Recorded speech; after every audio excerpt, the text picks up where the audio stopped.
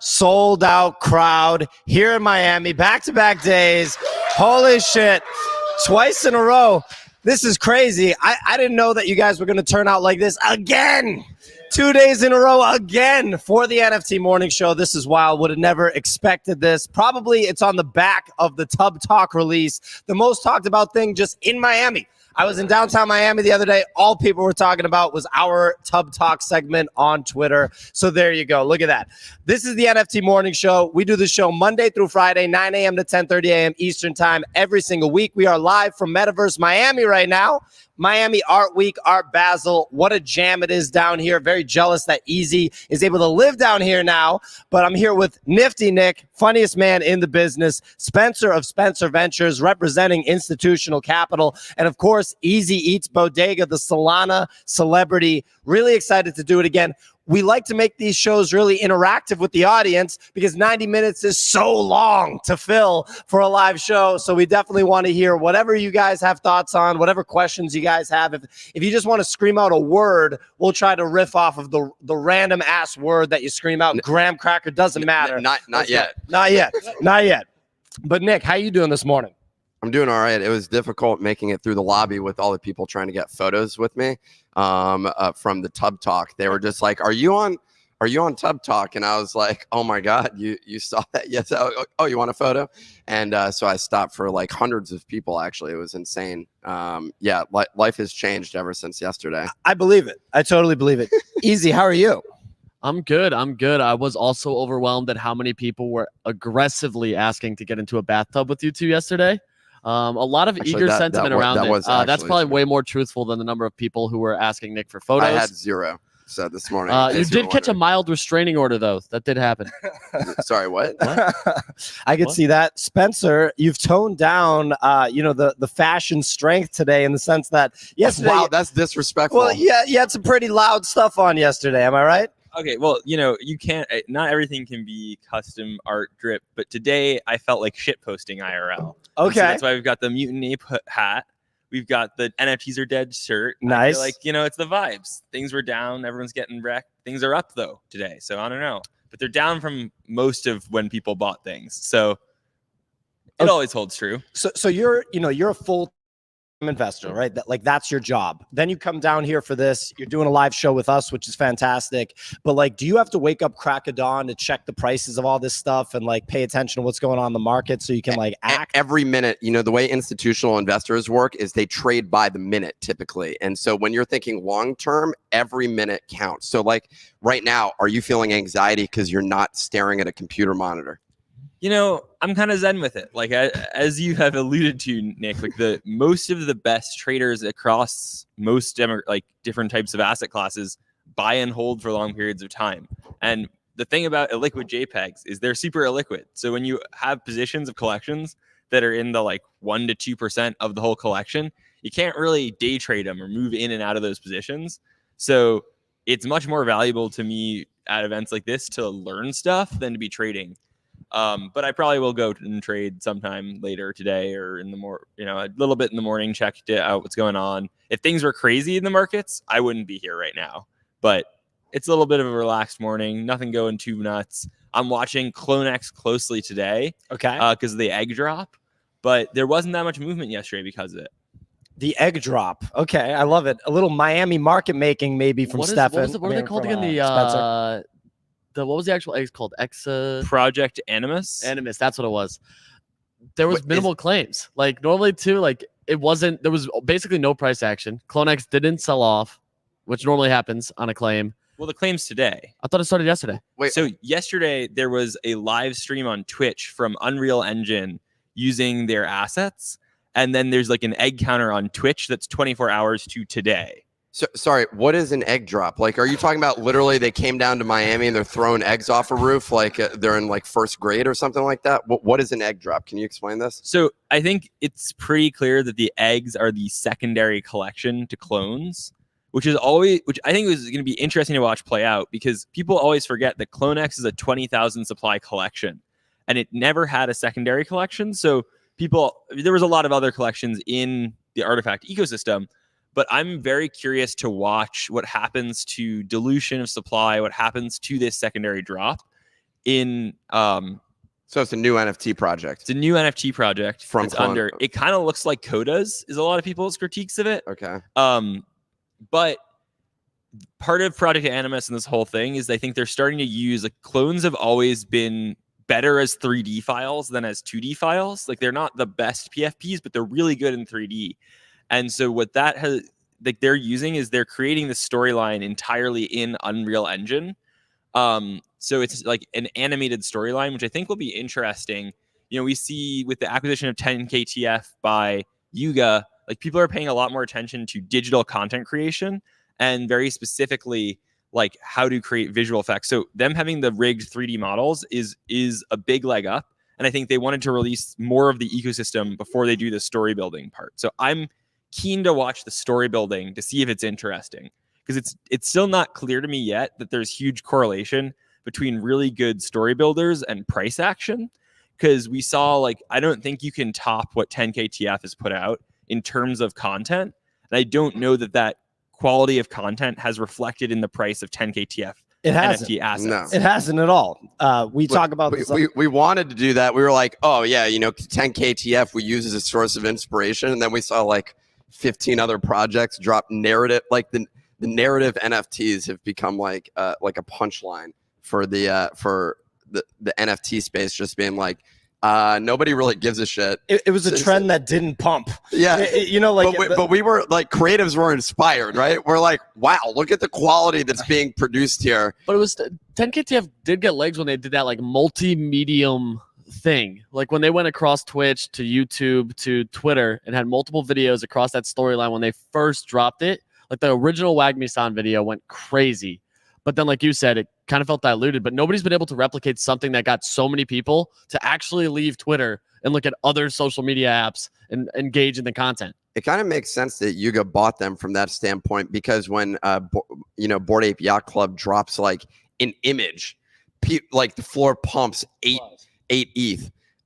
When Doodles... Not anymore.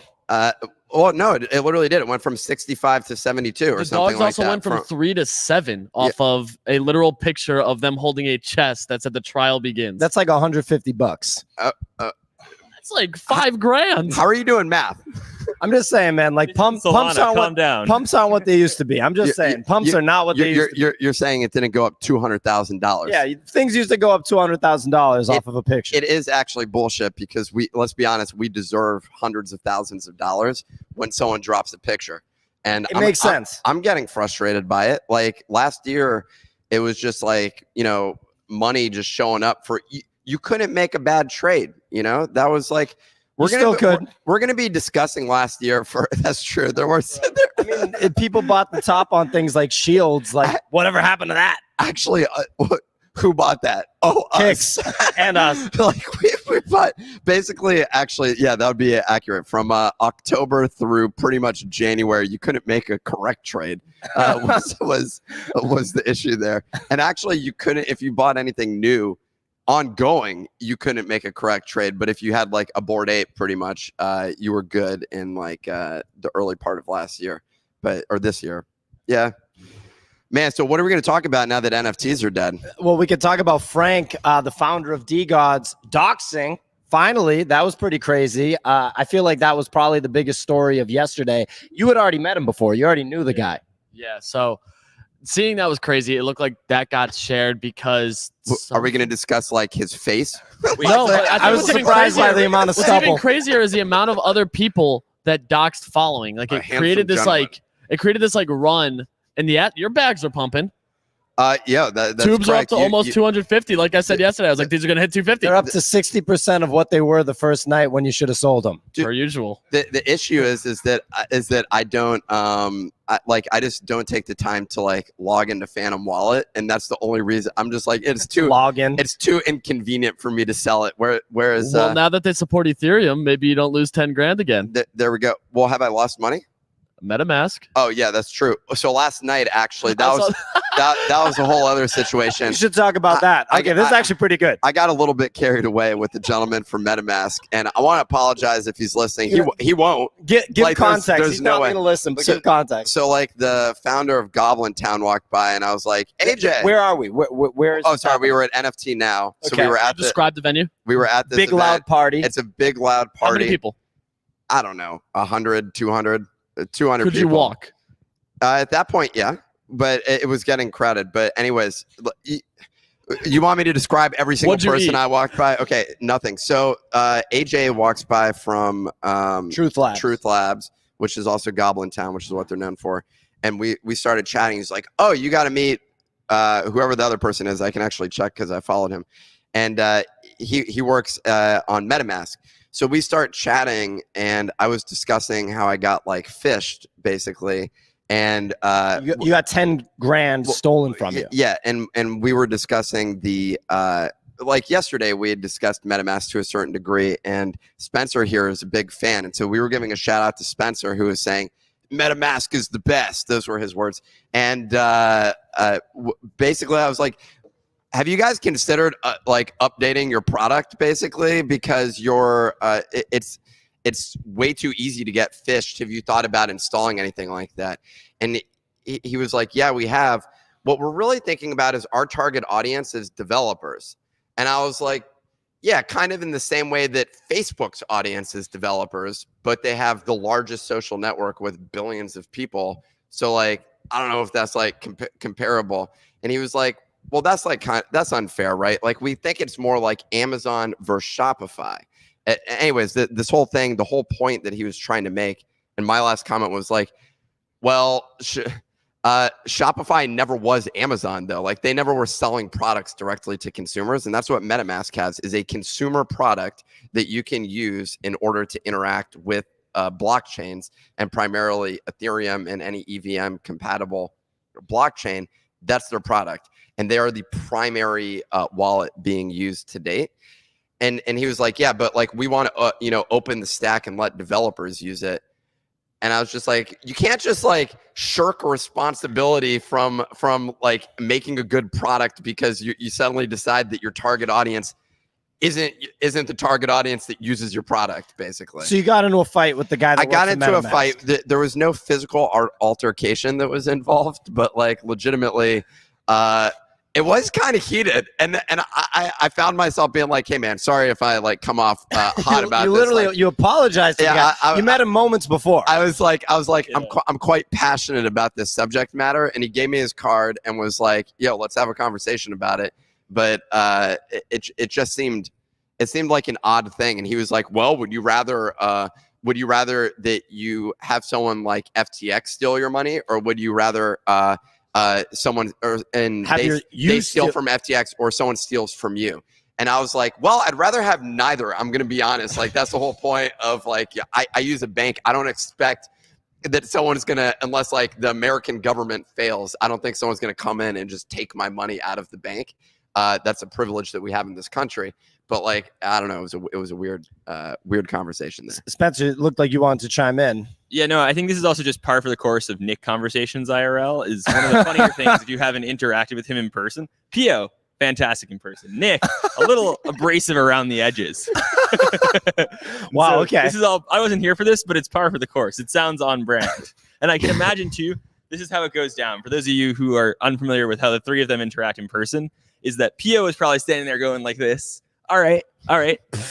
Easy was probably sitting there being like, Easy the whole time. There. Easy was waiting in line for Mad Dog Jones' physical artwork. Like, I just love how you go to an event and they have a line inside. I'm sure whatever. Bro, the line took 25 minutes and it didn't move. So I got out of line.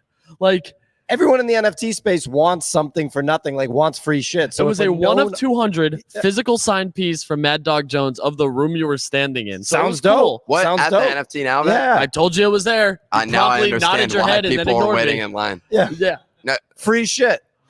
Okay. The line did not move. It literally did not budge. It's because his images take 6 days to create. Well, that was the thing. He was scanning them in person. So people would walk up, wait, he'd do a couple photocopies, he'd say yes or no, and then the next person would do the same thing. You reached one person who said no to like 6 of them, and you were just waiting. Like, because there was like color iterations and changes on them that you could like pick and opt for. He's like in front of a computer, literally making way art. Worse, bro. He's just taking a literal picture and scanning it, like a scanner and a photocopy machine, taking his time with it. And we were sitting there, and all of a sudden we just looked at each other. You had like walked by to try to get a drink, came back, and we were still in the exact same spot. And you were like, "Are you guys really still waiting?" And we were like, "Yeah, let's go. We're done with this." Well, I mean, it's a valuable thing to have. Would be an item from Mad Dog Jones. That makes sense why there's a line. Someone walked away with with a custom 101 there. Somebody did.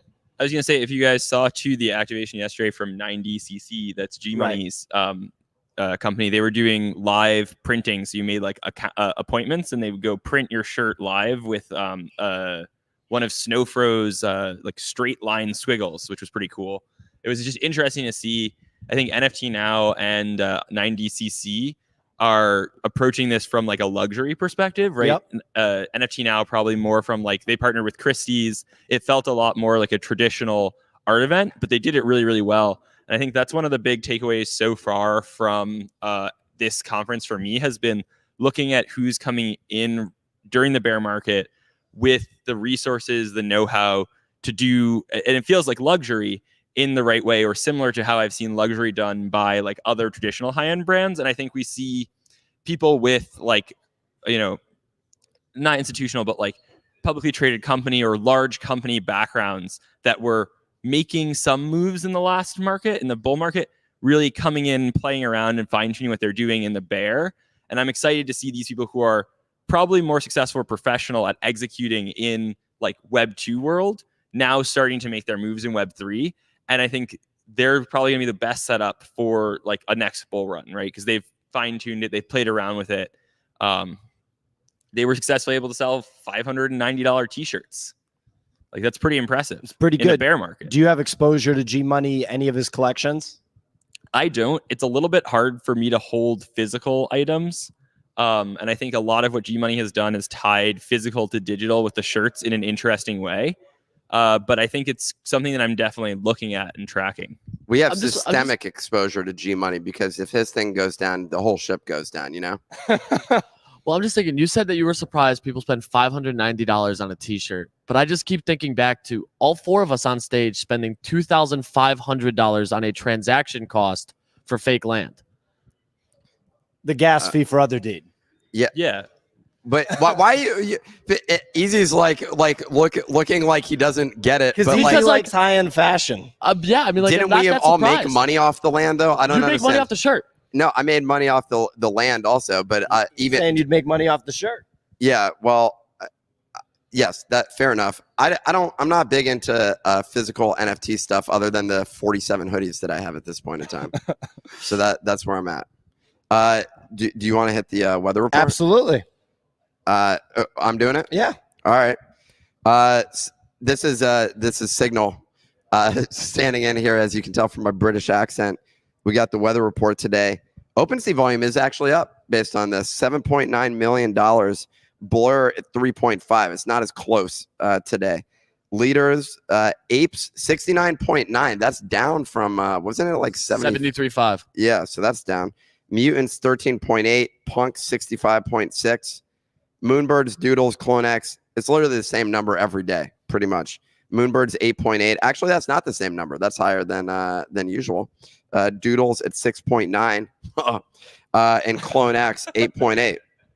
Over the past 24 hours, Punk's leading the ranks, but it's Killer Bears in the top 5 on OpenSea. The project's seen momentum this week after the team released more details about the roadmap, and a rare bear sold for 19 ETH yesterday. Floor is up to 2.7 ETH this morning. D-Gods and Utes continuing to see meteoric rise in price after staking news yesterday, and now Frank's doxing.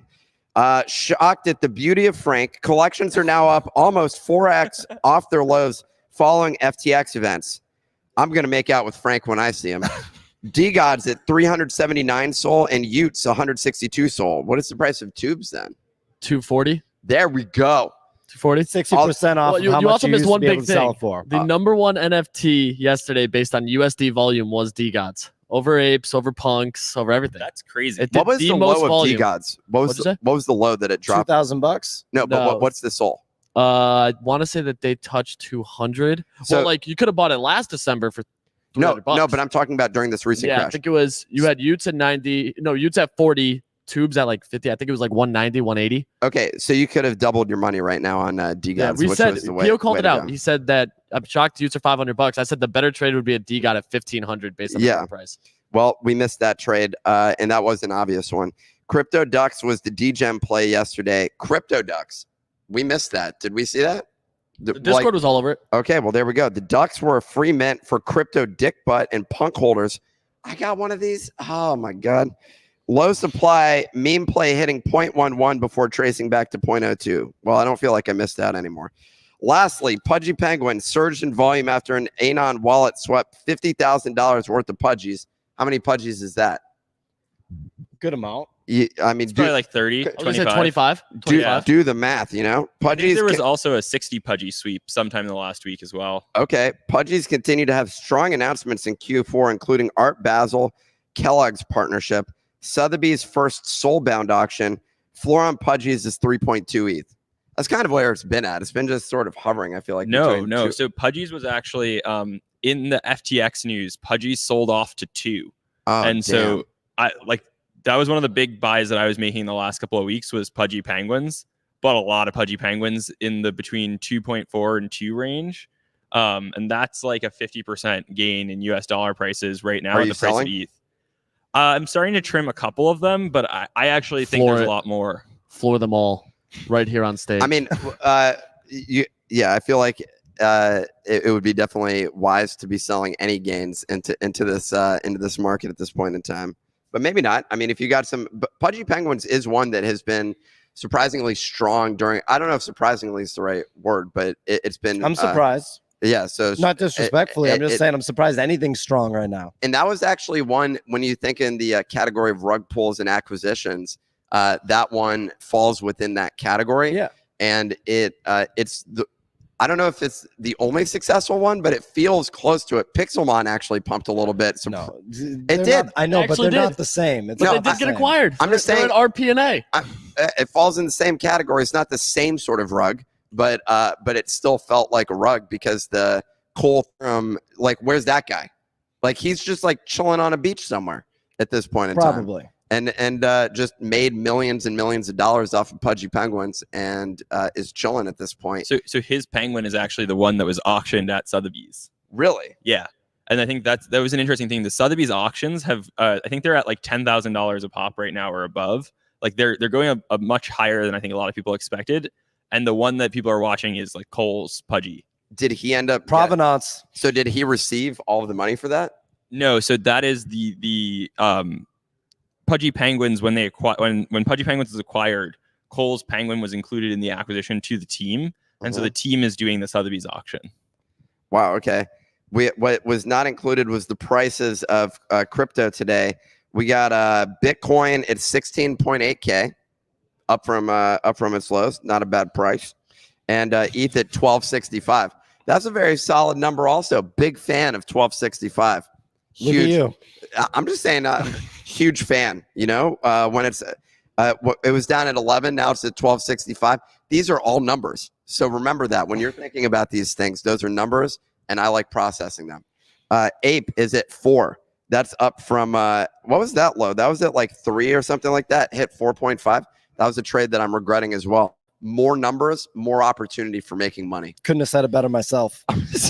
There is a lot of pretty crazy opportunity in the last couple of weeks, though, if you think about it. Like Moonbirds, I swept a couple at like 6.5 ETH. Like Codas were down to 6.5 ETH. Those are back both in like the 9 to 10 you bought range. Anything the day FTX went down, you have made money. Like yeah. that's honestly, if you bought Mechaverse the day FTX went down, you're up 6x. Yeah. Like literally at that point, I feel like anything with even a slight hint of volume the day FTX went down, you're up. But the Mechaverse thing is because they actually released something. The game. Same with the Pixelmon thing. And I think we were surprised that they released anything because we just thought, oh, Mechaverse is gone. Kix actually had a really good take on that because most of those companies are using the same like outsource company to build these metaverses. Three Landers is in that group too. And He had some like, you literally, if you read the Discord messages, he flipped completely. At first he was like, this is dumb. They're all using the same thing. And he's like, wait a minute, but they're actually delivering something. So this is good. And he listed like all the companies and projects that were using it. And basically it's all like metaverse games or some attempt at it. So I don't know how quickly this becomes saturated, but it seems like the first ones to launch it are gaining traction. It's also interesting because everyone's like, oh man, that project's not tweeting or whatever it is. And that's like the thing.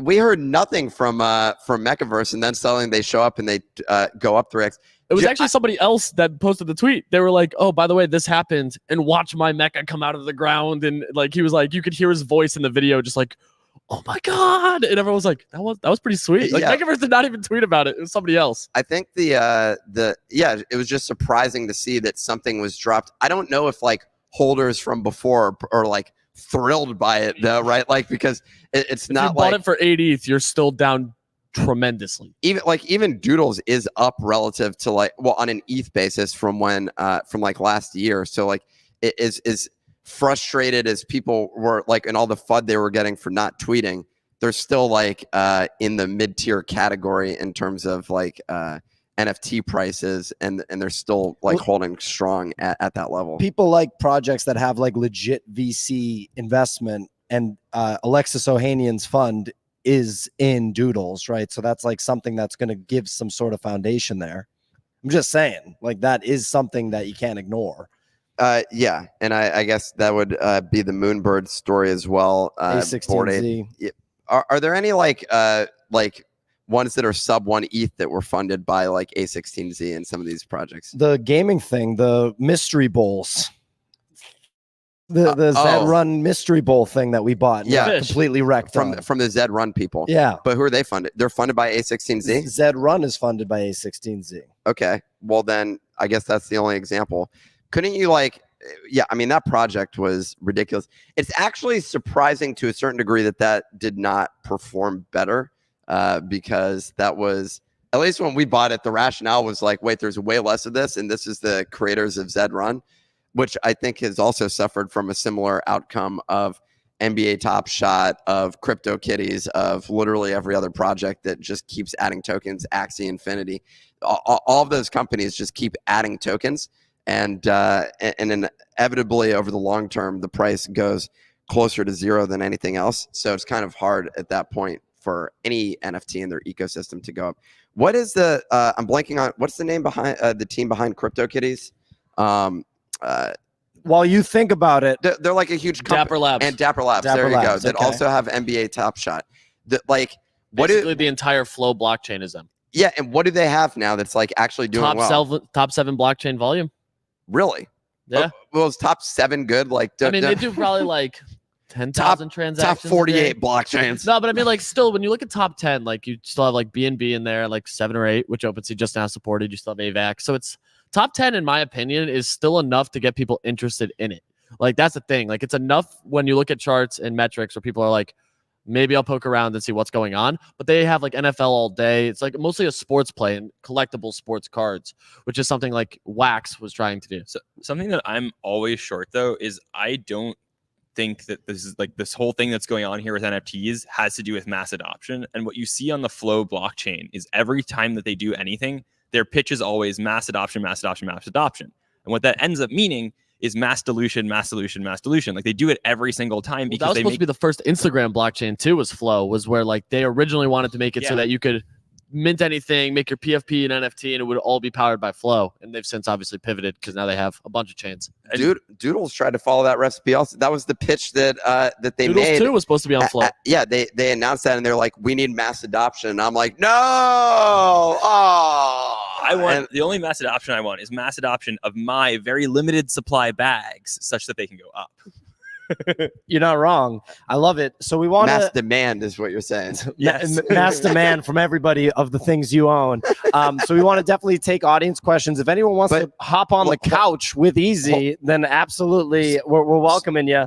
Also, I got to read Medved's event read. Also, we didn't go through the market update for today from Signal in the newsletter. Let it rip. Let's go.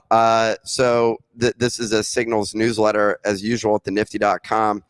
NFT collector and founder of 9DCC, G Money, revealed his identity.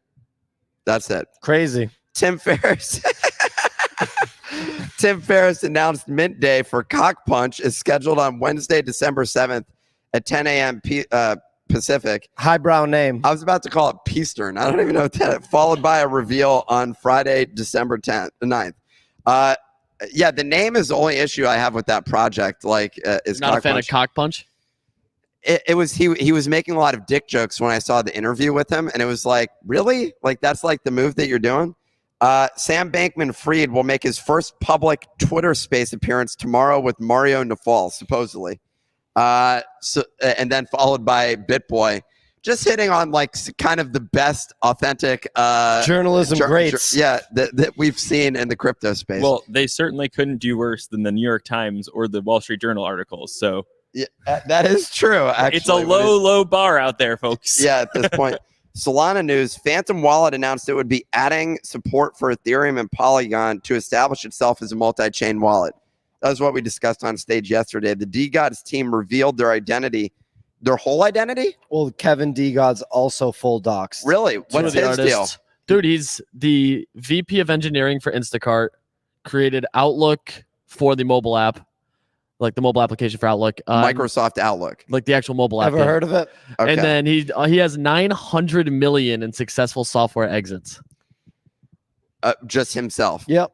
As the lead of all the things that were. That's insane. Okay, well, he sounds like a loser. The DeGods team revealed their identity to further instill trust in the Solana NFT ecosystem.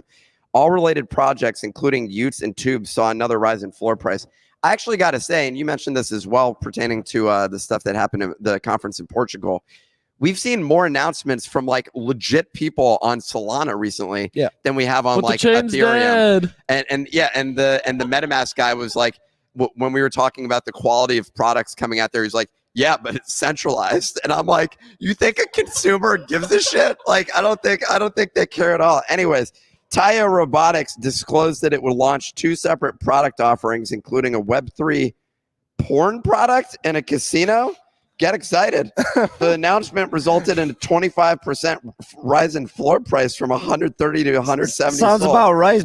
So, well, we've talked about this. We've talked about Soulport Tom way back when he came from like the porn industry, traditional Web 2. And the bigger takeaway, yes, that's like what the pitch is here. But he created a smart contract that can automatically charge a wallet on a specific date for like a subscription model. Like, so that's like the actual tech value out of it. I mean, someone was discussing this the other night, and there is legitimacy to this, which is the problem that like, good luck getting a merchant processor if you're selling anything sexually related. And given that still is a huge industry, it's unsurprising that that space would migrate to crypto. And then he just fired off a smart contract for it. He said it's ready to go. It's live. It can just automatically charge a wallet and will restrict access if it can't charge or there's no balance or it's revoked. There we go. Buy your porn. Solana Mobile added 3 new countries, Australia, New Zealand, and Switzerland, to its Saga phone pre-order, taking the total number of countries available to 33, taking the total number of customers to 0. That's it for today's news in the Nifty newsletter. You can check that out at thenifty.com. There you go. And I told Matt Medved that we would talk about the Gateway, a Web3 metropolis. So if you're in Miami, which everyone in this room is, pull up to the Web3 Metropolis event tonight. We have 4,000 people right now in front of us. Yeah, it's actually kind of nerve-wracking. I think I see Matt in the crowd, so Matt should know. Matt, stand up and show yourself, Matt. There's going to be 4,000 people pulling up right now, or tonight. Look at Farouk. He's giving us the middle finger. What a jerk. So, yeah, go to, I don't know where it is. It's in Miami. I mean, you can figure, okay, 355 East Flagler Street. In Miami, it's downtown. It's an awesome setup that we saw there. You know, it's like a whole block. It's incredibly impressive. Like it's crazy. Wow, it's impressive. I feel like the mayor had to be involved in the creation of that process, or the installation. I heard the mayor's going to be there. Are you serious? He's going to be important announcements over there. You want to go? You should go. Are you just making this up? Yeah, I am. There you go. Yeah, he is very crypto friendly. I wouldn't be surprised if he actually does go. I think Matt was 100 emojiing. That would be the least surprising thing of all time. But you know who else is interviewing the mayor? We might be. We might be. Actually, I'm in conversations with their communications team. She went sort of dead silent after the Tub Talk video, so I'm wondering if like that had a negative impact on things. I said that we should get Mayor Suarez in the tub. And I didn't know if he was. We didn't. Go for that. I did not ask the communications person to get him in the tub. That would have been an instant like no. That would have been a no. But like her enthusiasm with which she responded. I went through multiple people, and she was like, "Oh, hey, so sorry for the delay. Yeah, we'd love to do it. Would it be cool if we do like a Zoom or something like that?" And I was we were like, no. I was like, we can, but I was like, it would be even better in person. But we're totally open to it. And then no response. And I think what maybe changed that attitude may have been Tub Talk. I'll send her a text message right now and see if we get a response. So the mayor did the opening ceremony yesterday. So he, according to Matt, no surprise. Okay, Matt Medved, best relationship who guy. Doesn't that guy know? Yeah, that guy knows everybody. Matt, can you do the fundraising round for us? Like, geez. Yeah, please do that. So who will be there is 9DCC, Atom Bomb Squad, Art Blocks, Christie's, FaZe Clan, Instagram, MetaMask, Porsche, Artifact, William Morris Endeavor, and more to be announced. Who knows who else will be there? Yeah, we you will may be there. See us. You may see us. You may see us there. One We of the don't know. biggest We got a lot of draws of the important space. shit to do. I don't know if we're going to be there, You know, but we'll see. It was shocking. I met two guys that didn't know us last night, and I was just crazy. appalled. Yeah, that's crazy. It was ridiculous. I was shocked because they worked on what I think was the staff sort of managing the whole block, basically. They seemed to be representing for that block.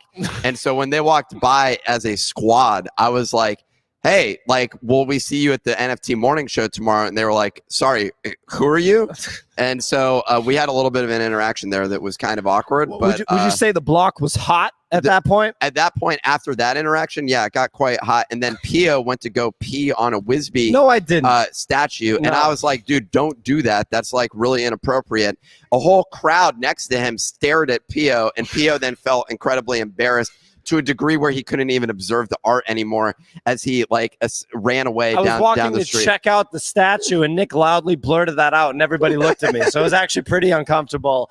We have a guest on stage. What's going on? Thank you for joining us. Well, thank you for having me. What's up, man? What's your name? My name is Quez. Appreciate you guys bringing me up. I mean, 4,000 people. The door's already packed. I'm surprised you're not nervous. No. I had to, fight my way up here. I wanted to make a nice presence. So Well, thank you for scraping and crawling to be able to get up here. I feel like I saw you hit a guy. We should probably look into that because I don't You know. might have charges coming. No, don't worry about that. He's fine. Yeah, we talked before. We know each other. Okay. So what's on your mind? Well, one of the things I wanted to talk about real quick is, many of the other rooms are not as packed as this room. So you guys probably don't, can't tell. But what do you think are some of the indicators of the space right now, given, the people that still are here? So, Well, I like what you pointed as you said that it still are here and pointed to the conference room in this massive hall of thousands. That's what I'm saying. You guys can't relate because this place is packed. I'm saying The other rooms. Talk about the other rooms. No, and I was just thinking like, man, I feel like and even despite the fact that all these people here, there's millions and millions of people that are really interested in NFTs right now. Well, look, in all seriousness, so right before the Bahamas adventure, we had just gotten back from Portugal, from Lisbon, which was It's a tough life you lead here, Pio. which was the Solana conference. The NFT London conference was, I mean, look, I'm always going to get in trouble talking smack about conferences, but it was a little bit of a dud, right? But then we went to the Lisbon conference, and Google made a major announcement there. The conference itself was crazy, big names, totally packed, and a lot of like young people trying to actually build legitimate stuff. Obviously, I have questions about how much stuff is going to actually gain traction, but my big takeaway from that was like, people are really actually focused on building on Solana. And obviously, if you talk to anybody that's in the software engineering world of Web3, they're going to say Ethereum is the major development platform. So, you got big time buy-in from people like that. And then you have like sovereign entities. You have, countries going in on Bitcoin. El Salvador is the example. Nick always gives me a hard time about referencing El Salvador, but you see the city of Miami, Mayor Suarez being big time, Bitcoin supporter. The bottom line is like, have the people that view the space as an opportunity to extract like money in a short time frame have they left? Absolutely. Have we seen this in the space multiple times before? 1,000%, right?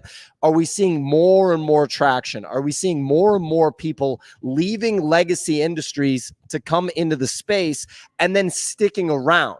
The people that come through to trade and to try to make money in a quick time frame, they dip real quick. And we see that in our own Discord. We see people that come into the Discord, they talk about like, XYZ trading action, and then you never see them again when the bear market hits. They took their money and they ran, and that's gonna happen. And it's not even like it's necessarily like a bad thing. It's just kind of part of the natural development. But the people that actually, a software engineer, a content creator for the most part, although there's exceptions there, people that go and dedicate their life from a work perspective to the space, they don't leave in times like this. They have salaries. There's funding with 4 years of runway. They're not just out. They don't lose their conviction because it took them a while to get that conviction, to leave their job at Facebook, to leave their job at Instacart. Like before this, I was working at Robinhood, recruiting software engineers, and Robinhood was just losing candidates to Databricks, losing candidates to Roblox, who's basically like the mainstream Web 2 company, kind of doing Web 3 things in many ways. So there's interest in the newer technology, and there's interest in getting into this world. And again, the people that are actually working on it, actually building, they don't run when the numbers go down, right? It's just a fact. It looked like, or go ahead, Spencer. I was going to say two things. One, sort of to your point, the big announcement yesterday from Keith Grossman leaving Time Magazine to go to MoonPay, like that's a crazy announcement in my eyes. And I think that's someone who, like, if you're talking about buying the dip with reputation, like this is very, very interesting move for me to see. And I think at the events like yesterday and throughout that what we've seen so far, it's been interesting. There isn't so much like the sort of like NFT groupies crowd of like people who have bought their first NFT and they're here for their first, and there's excited, like the euphoria isn't there. The energy is definitely different. There also isn't, as you said, a lot of like, I think at a lot of the old events, there's a lot of like, through last year, you had a lot of like celebrities or whomever, or like managers or whomever coming in being like, okay, I'm here to like check it out. This is a cool scene. I'm just like trying to learn, or as you said, I'm trying to extract value ultimately. But like, I think you like everybody who is anyone in NFTs is here. Even people who were previously on docs. Like I met a couple of people yesterday at the event who I didn't know were going to in-person events. Like those people are still here. Every artist you could think of in the space was there yesterday, but it wasn't like, oh my goodness, here's someone who I think is bringing legitimacy to the space from an outside perspective that I've never seen in one of these circles before. Those are the people that like, I think are most trepidatious right now about coming in. And this is why it does feel a lot like when we talk about trading, we're all trading amongst the same people. When it's creating, it's like, it's not necessarily bearish to me that we haven't seen a lot of new, really well done projects on Ethereum, because I think that a lot of people are waiting for, better opportunities, or the people that aren't waiting are building the things that are already out there. Like that's incredibly bullish. One of the things that's always sat a little bit uncomfortably with me, for example, is a lot of the CryptoKitties team left to go found Doodles, right? Like that was a team that had an existing project that rather than continuing to build that project, went to build a new project, which I guess makes sense, right? Because they'd already diluted that brand a little bit. But like if all the major project founders left their projects in the bear market to go build a new project for the next bull market, like that would have me way more concerned. I don't know that they were founders. They were just like the first engineer sort of thing. Like and have been there for years. Regardless, but yeah, it's not a good look. Regardless, that's also a sign of the lack of maturity in the crypto space. When a heavy hitter from outside the crypto space that's building conviction now, or has been building it for the past year, comes through. Like, I mean, Kevin from DGods is a really good example of that. He's not going to go and just work on something else. Dust Labs, DGods is his thing. Like, I know that people were underwhelmed by a $7 million fundraise at the end of the bull market, really the start of the bear market, but they're not going anywhere. And now they're all doxed, and like, you can't even point to that as like a FUD thing. I don't know if it was underwhelmed. It was the bigger thing that like the funding is for a separate software project. And I think that was the bigger, that it had nothing to do with DGods and Utes itself. Easy would know better than me. My understanding was that it was no A16Z. The market wanted A16Z. Speculation was it was going to be A16Z. Yeah, that's 50 million. And 50 mil. And the conversation. You seem to think that it was A16Z as well. No. I was the one who was saying Easy's always right. I was the one saying there's no shot in hell it was going to be A16Z, because Frank had tweeted referenced one thing negative about A16Z once, and I was like, there's no way it's going to be them, because like he's always so cryptic with some of that stuff. I was extremely outspoken about it not being A16Z, but I did think it was going to be way more than 7 million. That was my speculation. Yeah.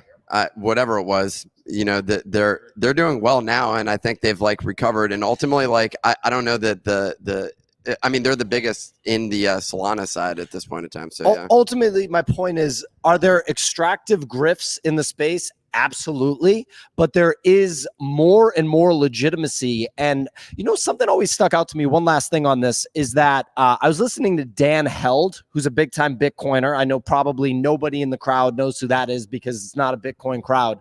But Dan Held was talking about how in 2013, 2014, that bear market, so this is like before Ethereum was even really a thing, it was really hard to keep conviction in Bitcoin because there weren't even any people making like YouTube videos on it. So you kind of felt a little bit crazy being like, yeah, this thing's going to be the money of the future. This thing's going to be a big deal in a few years. You felt like a little bit crazy. Look at the difference of where we're at now. The celebrity adoption thing, while it wasn't like good because most of the celebrity adoption was like extractive, it still shows that awareness, people making content all the time. We're making content all the time. Quality content. Guys like Pomp. I mean, BitBoy Crypto, right? A lot of people have a lot of problems with him. I had never watched his content before. I still really haven't, minus the Bahamas stuff. But I looked into him when this Bahamas thing happened.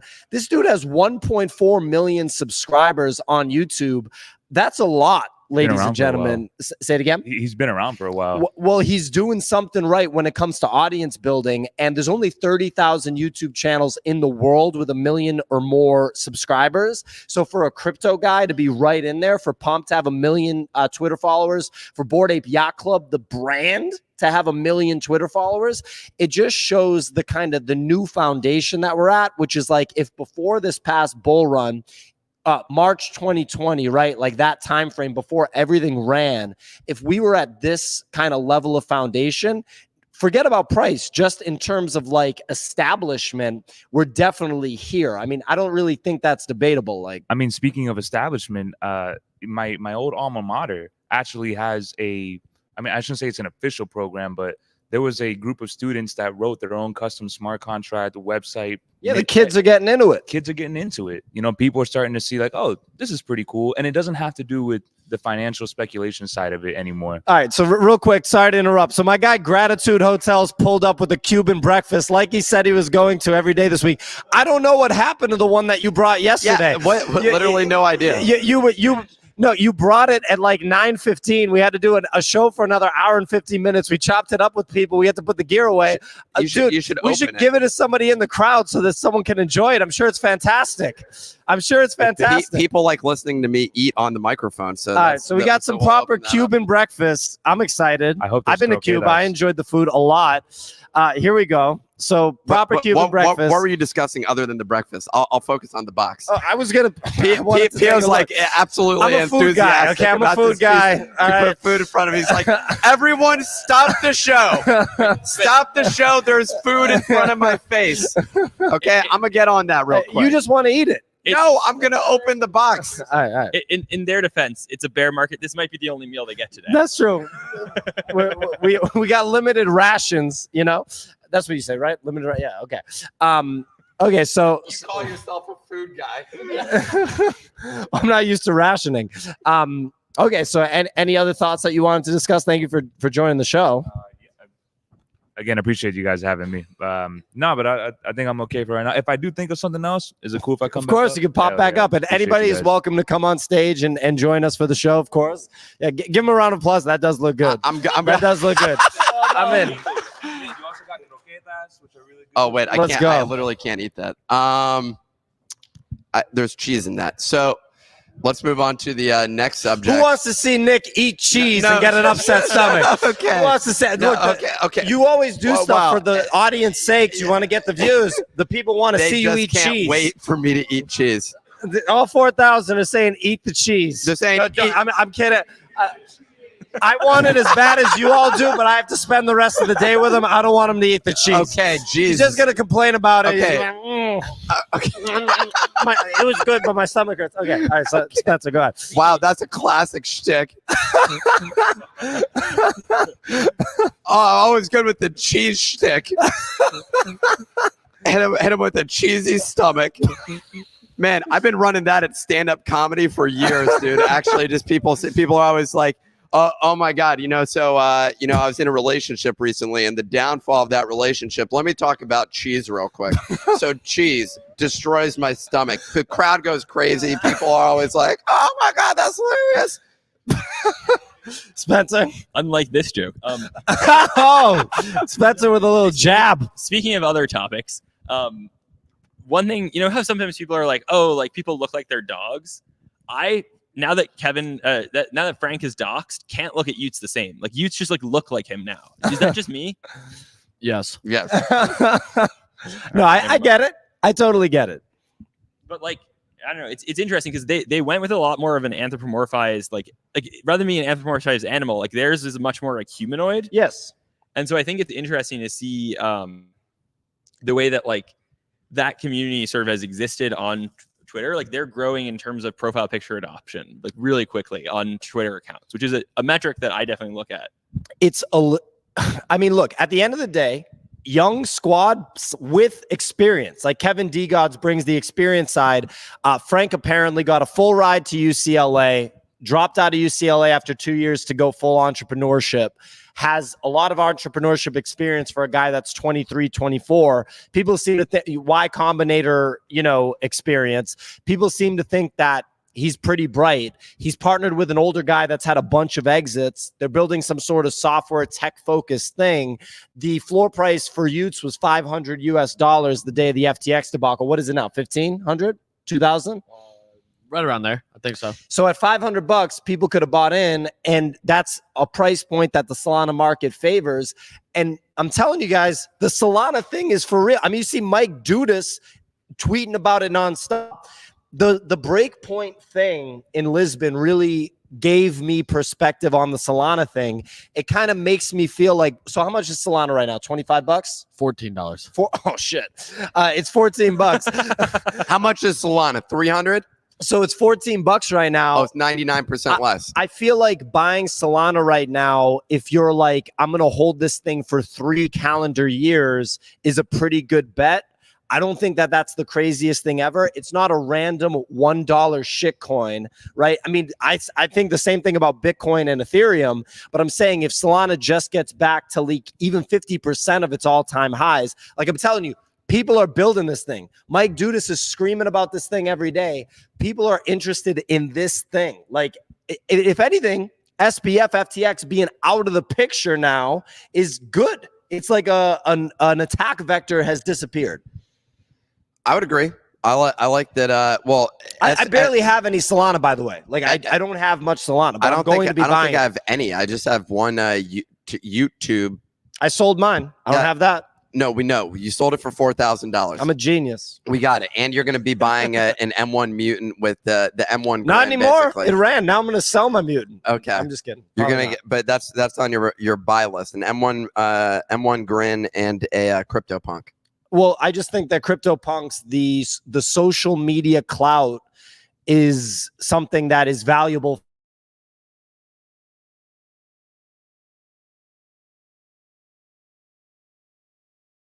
To do that. Is this debt? Okay, we're good. I don't know what that was about. Wi-Fi's going in and out. Okay, got it. Well, yeah, I mean, look, we can talk about digital identity, social media clout real quick. I don't know how many people are into that, but that's my favorite market talk conversation. There is a market talk aspect to it, though, is what's you don't realize. Oh, well, there's the NFT Inspect site that you use all the time. And Spencer put it perfectly. Utes are running on the PFP adoption. And what I like about NFT Inspect is that it'll actually show you what projects are changing to those new pictures and what percent have updated their picture, how many new people each day. So when a new collection drops, if over the 48 hours you see a lot of people changing that PFP and you look at the top 10 people who have changed it, and some of them have some intense reach on social media, it has like a psychological effect that makes people want to buy into an ecosystem. It matters in this business. Absolutely. 100%. Absolutely. When I look at that, I'm not looking for big accounts changing their profile. You just want the total number is the big thing. I think it's way more relevant, the small accounts, because it's like at the end of the day, like big accounts tend to have weird incentives with projects. Like someone, who knows what the backdoor deal advisory, like, there's all this stuff that goes on. I remember when Larva Labs reached out to me and said, Nick, we need to get you a CryptoPunk because like we're going to fail without you having one. Yeah, because Nick is one of the big museums they're going after in that museum project. Exactly. The Museum of Nick. No, he's going to eat cheese. There was a second part to your thought there. I didn't mean to interrupt. No, it's just it's like when you have those smaller adoption, like those are the people who are going to be making memes in the Discord. Those are the people who are going to be like, talking to their friends about it, driving narrative. Like it's an interesting thing to see. And I think change over time definitely like reflects momentum in who's not only buying, but like if you buy and you make your PFP, like that's a sign of like buying and holding for longer periods of time. And I think it is what we've seen too is like one of the biggest challenges in the PFP space right now is, there's 10 collections that are in the top, whatever, with 10,000 each. There's not 100,000 people actively in the space right now. Like there's no way that's straight up. There's no way there's 100,000 people. There's a lot of people speculating that in the future there will be. And I think probably last bull market, there was 100,000 people in the space. Like that feels like a reasonable number, right? Like you had 500,000 active OpenSea wallets, right? In the last bull run. And I think like part of the speculation right now is, will PFPs continue to be the main thing? But also, will the profile picture aspect of PFPs be the main utility, right? Like, I don't think it'll be the main, but I think that digital identity is always going to serve its purpose. And I think we talked about this yesterday or whatever. I think that the era of like, here's my NFT project, it's a PFP, like that's the value prop, that's gone. But Moonbirds being the profile picture of Proof Ecosystem funded by A16Z, Mountain of Capital, Kevin Rose as the founder, big product guy, going to build something that's going to exist. It becomes a logo. Like you look at like Dust Labs, like the DGOD PFP is like a Barstool Sports logo. You know what I mean? Yep. Like there's Barstool t-shirts that just have the logo. And that's how I've kind of view like the online aspect of it is like, it's also like free marketing. Like, have you seen anyone wear literally a t-shirt just with Barstool Sports on it? They sell merch like crazy, dude. I'm just wondering if they're like custom stuff. Anyways, I'm getting into the nuance. Same idea, they sell though, merch like I mean? crazy, dude. And they have a passionate audience. That's the point, is like NFTs have that same passionate audience. It's just not broad yet. It's not people fly flags that just say Barstool Sports on them off the back of boats. So that is true. You know what I mean? So like literally think just about that. repping a brand like that. There's I also feel like the future though with PFPs is more like, I'm just waiting on Apple to release their goggles, basically, and for us to just be walking around with these goggles. Over each person. Yeah, and there's just a layer over the world is the thing for me that like where AR, augmented reality, incredible. But think about it like this: everyone talks about gaming being the next big wave in NFTs, which I think is the most fair thing that you could say, right? Is like in-game assets are going to be on the blockchain. You're going to be able to trade them. It's an inevitability. I mean, we talked to the CEO of Animoca Brands North America, and he put it like so plain and simple. And this might take 5 to 10 years. I'm not saying it happens tomorrow. Halo came out 20 years ago, over 20 years ago. He had the best sentence about it too. Like, I love the sentence he said where he was like, it used to be online gaming. Now it's just gaming. He's like, it won't be blockchain gaming. It'll just be gaming. It'll be fully integrated. There's so many games too that are picking up traction. Like when me and Kix played big time, it's exactly what we talked about. It's like a Diablo runner where like the assets are the only thing tradable, and they don't actually have like a boost. It's just like what people like. I was like, that's such a good way to actually get people to like this. And I think you'll get a PFP in the game because PFPs kind of come from gaming in a way. Think about like the World of Warcraft world, where how many people still post a picture of their character in that game. Imagine if there was a way to just make the PFP. No, you're looking at me like a you only played Super Nintendo. You don't get it. Being like, I don't understand what these PFP things are about. Like, I want to hear from Spencer. Can I finish my thought? Jesus Christ. Okay, it's getting adversarial up here on stage. People can't actually see who are listening on the Twitter space. Well, they can see. But literally, no one will go on YouTube. But yeah, okay, that's true.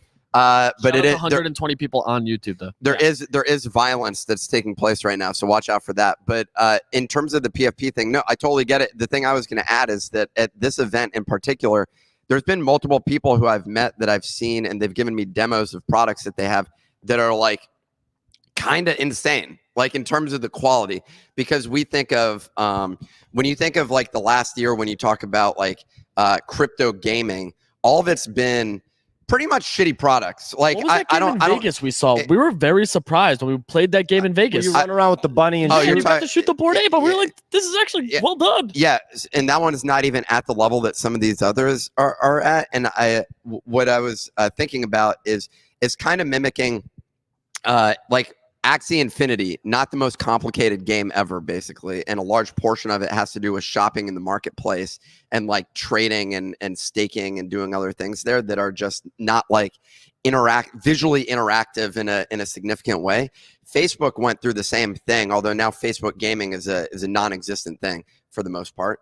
But when that's where Zynga came out of, and at the early days, for the first 6 to 6 months, I'd say. And the thing that actually broke out was Texas Hold'em poker, and and Zynga was the one to drop that. And the reason that it was groundbreaking is that literally there was any graphics, because the games before that were like turn-based games that were similar to, I'm too old for people here, but bulletin board systems back in the day. You would basically in DOS, like literally like go in and be like, okay, you see a rock here. Do you want to go around the rock? Do you want to try and smash the rock? And that you'd be like 1, 2, or 3. That's the level of gaming that we saw essentially over the past year in the crypto space. We're about to like leap forward, I think, into like legitimate games that integrate crypto, as you're saying, and that's a transformative thing. We don't know which of those are going to be the breakout success, but it's going to like when the PFP itself has cultural relevance, as you like to say, Pia, then like that transforms things. And when the game is natively built in the way that Reddit has natively built in, Matic and into their system, we're going to see this whole space leapfrog. And so it's going to be integral to all of this. I just wonder, like, is OpenSea going to matter in that environment? That's a great question. And maybe they have the first mover's advantage and they have the infrastructure where they matter, but nobody else does. But who knows? These games will have their own marketplaces. Well, you've already started to see that. Like the Reddit market, I think that's so undervalued, is what Reddit was able to achieve with their own marketplace and what Nike's about to do with their own marketplace. Like this is where I think it starts to shift, is like you just go to the Nike app. You can now exchange the assets on there. And it becomes like this level of like you're just backing brands instead of backing a centralized location portal. It's actually shocking. The whole thesis that Punk 6529 has about his whole motivation around seizing the memes of production is basically the argument that corporations are going to absorb this entire space and own it and control it. And ironically, we're not, all of the actions, at least at this moment in time, are some of the most positive developments that I've actually seen, because people are using real decentralized blockchain technology to power their infrastructure. And I'm like personally blown away, because if I'm a tech team at that company, I'm sort of saying, why would we do this when we can use a database or something like that, right? Like, because we have a huge audience of people that'll buy it. If we're seeing that people are willing to buy digital goods, well, why aren't we just going to sell it? Fortnite and all these other Roblox and all these other companies are built in that world. Why wouldn't we continue forward with that if we're the people that control the audience for the most part? And the audience is not demanding in mass that we want blockchain-based assets. They're just not doing it. That's the thing that's so absolutely surprising to me, because I don't see what the incentive is for Instagram, for Reddit, for any of these places, for Nike, to haven't gone and done it, other than the fact that some maybe marketing team was like, we'll get a lot of press if we do something like this. I don't know fundamentally why they as an organization should even do that right now, but it flies in the face of everything that Punk 6529 has been saying, is that they're going to come and control it. And so far, everything that we see is not that. I'm like confused, frankly. Like, I don't get that component of it. So yeah. I want to hear from Spencer. The last thing I'll say is one thing that Robbie, the CEO of Animoca Brand, said is the separation of crypto assets between like them being formerly only financial instruments and entertainment products, right? So once you get them to cross over to be entertainment products, that's when you can get that mass adoption. And that's when it's not viewed as like an investment. It's not like money at that point. It's an in-game asset. It's a sword or something that has value to people that play the game. Once we get to that point, the space can actually blow up. Right now, everybody still views it as financial assets. When you buy an NFT, you want the price to go up. That's why you buy it, because you can't do anything with it. You can make it your profile picture, but no one wants a profile picture that's down 99%, you know? But any thoughts? Yeah, I mean, I think, look, like people, like, if you're from the game's perspective, you're like, why would I want my game assets on OpenSea, right? And I think on OpenSea or on a blockchain? No, I'm saying on OpenSea specifically, okay. Right? So why would I want it there? Because then you have speculation. Maybe if there is creator royalties, you get some sort of secondary revenue. But like speculation, as we saw with the Axie Infinity, isn't healthy for like the game aspect of a game. And if you're using a game to create like essentially a shitcoin that pump and dumps, like that's fine. Which is, you know, you can make lots of money trading that. You can make lots of money building that, right? But like, let's call a spade here. A lot of crypto games are not games. They're like excuses for assets that people trade that have some sort of underlying thing to trade them around. And people love trading assets with underlying things. I think that if you look at NFTs right now, even in a gaming context, it's still just luxury. Like, why would I want a Bored Ape in a game is to be drippy, right? Like same reason that I want like Gucci, I want Off-White, I want whatever, because I'm drippy in person, right? Why do I want these PFPs in a game? I don't think that the games where there's like actual marginal like benefit or skill or utility to having an expensive PFP versus a cheap, free, whatever, makes a ton of sense, because then that game isn't playable by so many people, right? Like, you want the hallmark of a good game is that there's not that high a barrier to entry to have the same resources as someone you're playing against, but then there is desirability of something that's like, you know, I think about trading cards, right? Foil trading cards, the original printing of a trading card, whatever. I play a lot of Magic the Gathering trading cards. My decks are all foiled out, original art, the pimped version. Why? Because it's intimidating and because I like collecting those. And I'm intimidated.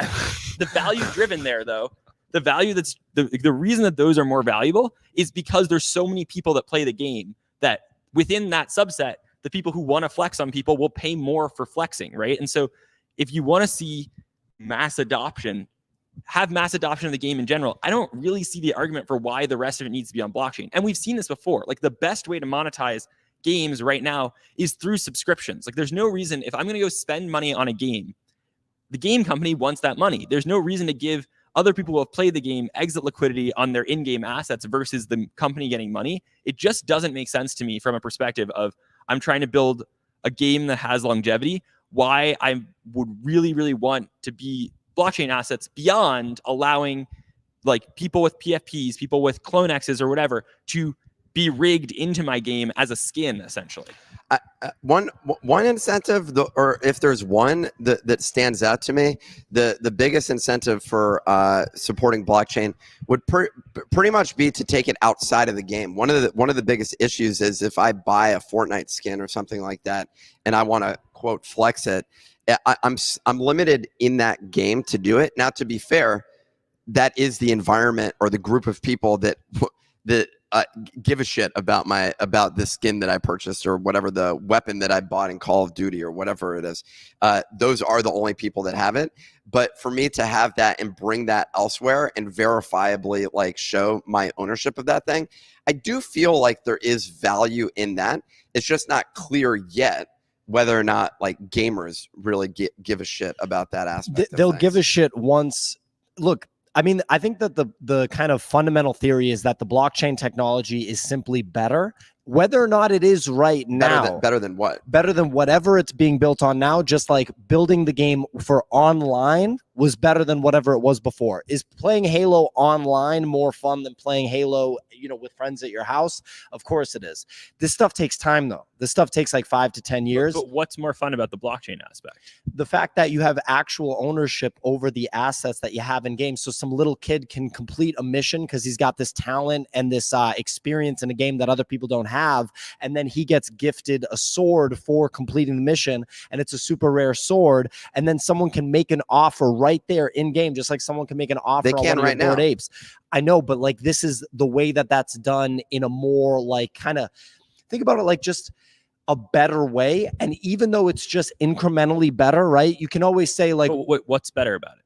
It's better because it's on a blockchain where there's a ledger and you can see the provenance forever and this, that, and the other thing. You can withdraw the asset and sell it on a different marketplace. You have true ownership. It's all the same principles that go into crypto, but just extrapolated for gaming. It's hard to see now, but I think in 10 years, if we're going back and saying, yeah, some people were fading blockchain, blockchain being integrated to gaming, it's going to be the same thing as people fading the internet in the early 90s. Like, I don't think people are going to really adopt email. Dude, there's a clip of Bill Gates on David Letterman where Bill Gates is like, so you can watch a baseball game on the internet. And David Letterman says, ever heard of radio or something like that? It's the same exact thing. Why do we need to watch a baseball game on the internet? I can watch it on my TV. Yep. It turns out to be better when I have a little TV in my pocket 20 years later, 30 years later. But isn't one of the main like hallmarks of crypto decentralization? And you inherently can't have decentralization when you have an asset that's for a centralized game. A hallmark of Bitcoin is decentralization. I'd say a hallmark of crypto is literally centralization, but really great technology. I want to hear, and that's my opinion, and maybe I'm wrong, and maybe blockchain gaming is never a thing, and we're just going to stay with the current technology forever. What's going on? I had to come back up because I love talking about gaming. Okay. Okay. So does every audience. We when there's one subject that we have, which is gaming. Anyways, go ahead. Jumping in on gaming. It's really fun. So first and foremost, I actually think the whole notion of blockchain gaming is the incorrect way of approaching the whole thing. It should just be gaming. Earlier we talked about how Frank D. Gods raised $7 million for Dust Labs. And for that kind of project, that's nothing to scoff at. But for a lot of games that are coming out today, Nick was mentioning over the last year that, we haven't really seen anything. And that most of these games are not really well thought out or often include some kind of Ponzonomics or things of that sort. All of those games are probably going to fail. In fact, even most games in the traditional industry, like that raise a ton of money, still fail. Yeah. And if anyone in the audience, all 5,000 of these people have ever played Anthem, then that's probably like the number one indicator of a game that's been ridiculously hyped up and then was complete garbage. Furthermore, there was also the discussion of OpenSea versus whether there'll be like in-game assets and things maintained within the ecosystem of a game. I believe that most people will never leave the game in order to conduct transactions. You're wondering like why an asset in a game should even be tracked on blockchain. It's simply, as Pio pointed out, to prove that you have ownership. There's nothing that has to be sexy about it. It's the fact that when Vitalik went to create Ethereum, it was based off of his World of Warcraft character being nerfed unfairly. He had played the game in the system that they had created. I don't know if you guys have heard it. Like, I'm sure many people have talked about this before, but he had a character that basically became OP, which was well within the systems that the game developers had created. But because he was so ridiculously overpowered, they said, no, forget about it. We're going to nerf you. And that almost prompted the entirety of what we all use today with Ethereum. So I'm a firm believer that most in-game assets, like the hyper niche, or I think we can call it like micro marketplaces, is probably a better way of doing it. I think that's what we're going to see when it comes to in-game assets that are being traded. You do not go, if you want to buy a Gucci bag, you don't go to the a massive marketplace to buy it. You want to go directly to Gucci. I like that experience. And I think the same notion is going to apply to in-game assets. I think the same notion is going to apply to luxury brands. I think anything of that capacity. And then the secondary market can be somewhere else, but maybe it just stays on platform then too. Who knows? Right. I mean, it can be somewhere else, but it's almost like, well, do you want to buy a Gucci bag off of eBay, or do you want to go to Gucci?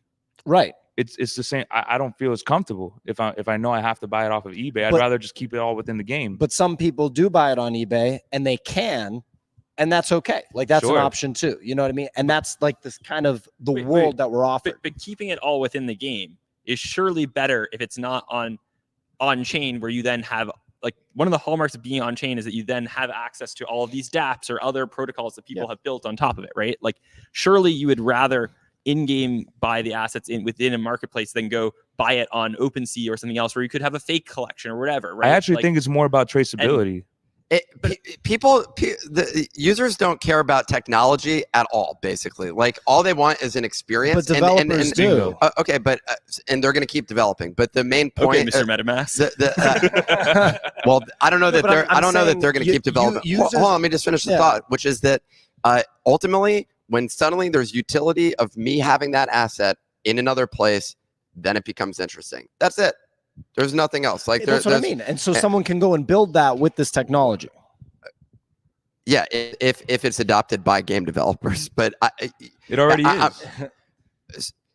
The masses are not using NFTs right now.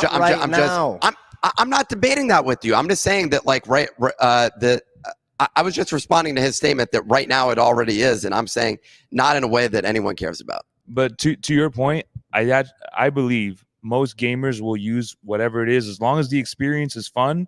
They won't care whether it's an NFT. Like that terminology is done. It will be done with. It'll just be an in-game asset. It'll just be a skin. It'll just be, and those things will be tradable. You're already seeing that shift though, like with what Sony's doing, launching Stars, which is not they don't call it an NFT. They call it a digital collectible, and they're already putting it directly on the platform. Reddit. So it's like, Reddit's a good example, but even more traditional to the gaming ecosystem is like you get an in-game, like an Xbox achievement, and now you get an item that you can literally sell to another user if they want to complete something. And to your point about having that achievement be seen elsewhere, I think blockchain technology will make things like that very easy. Like I know there's a ton of people who are very proud of having over 30K gamer score, but it's only maintained within the ecosystem of Xbox.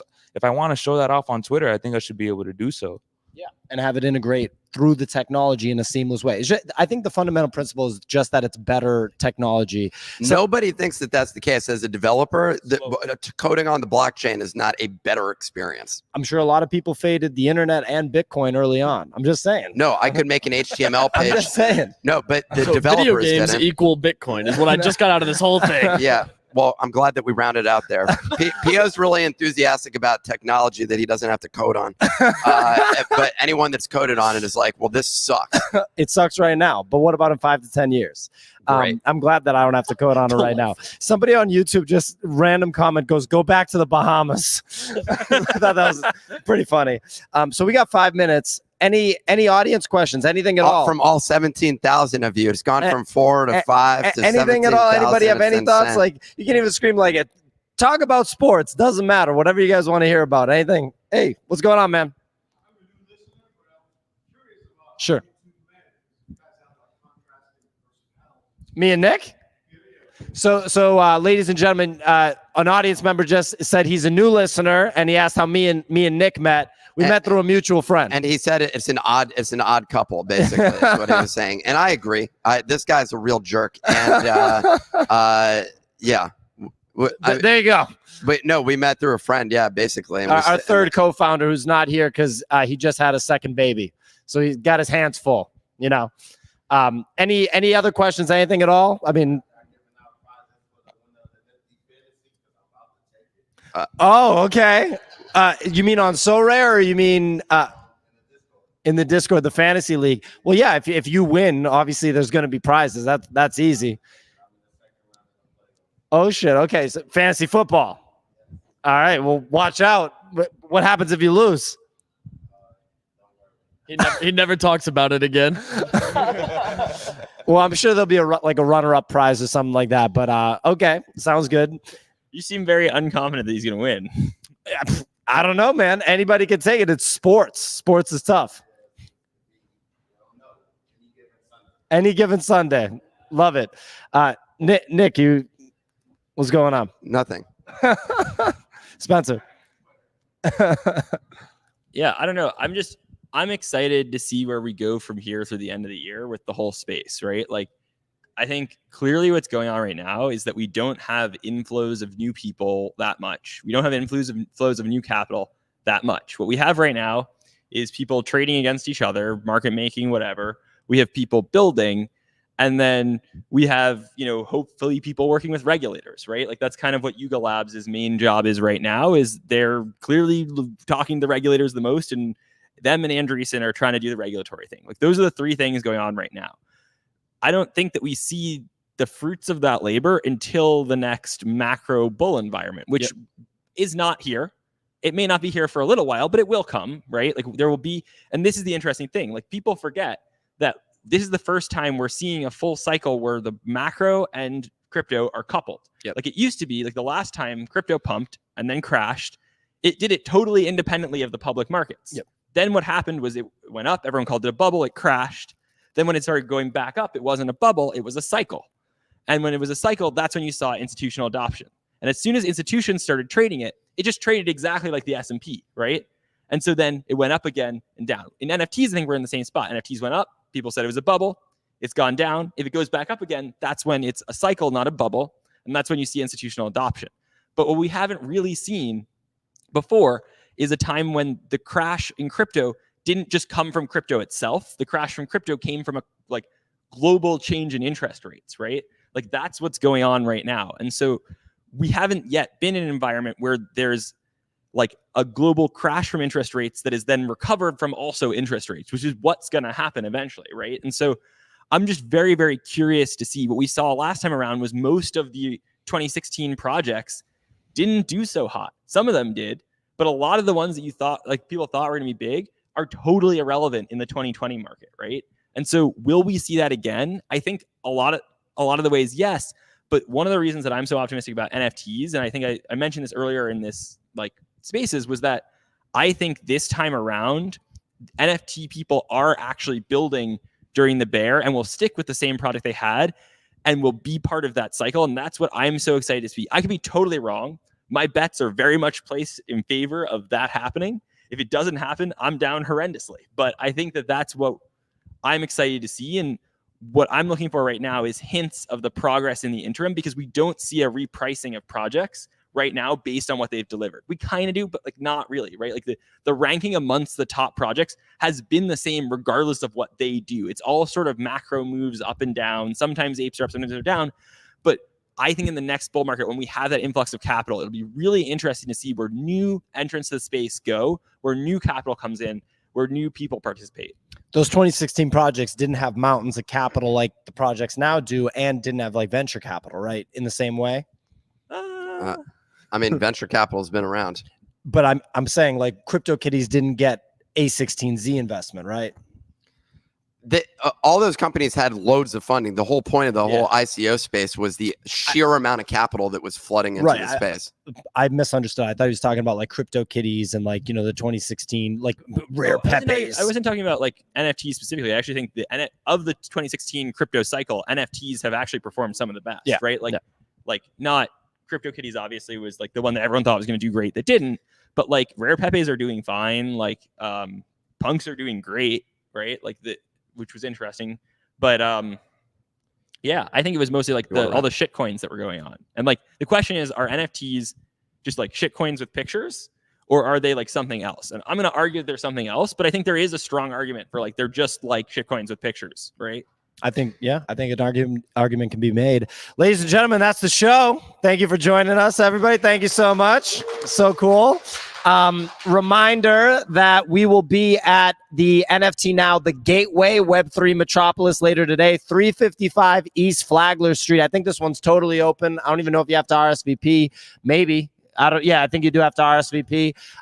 If you follow Matt Medved at MEDVED or at Matt, go to NFT Now, NFTnow.com. You can figure it out. It's not that hard. We'll be there. And we're doing the live shows tomorrow morning and the next morning at DGen Arcade, which is at One Up Arcade 1 Up in Wynwood. So we'll be there. Hope to see you guys there. And then we're doing a cocktail party Friday evening over there from 4 p.m. to 7 p.m. At Arcade 1 Up in Wynwood. So thanks everyone for joining, and we will catch you guys next time. If you guys want to hang out, we'll be hanging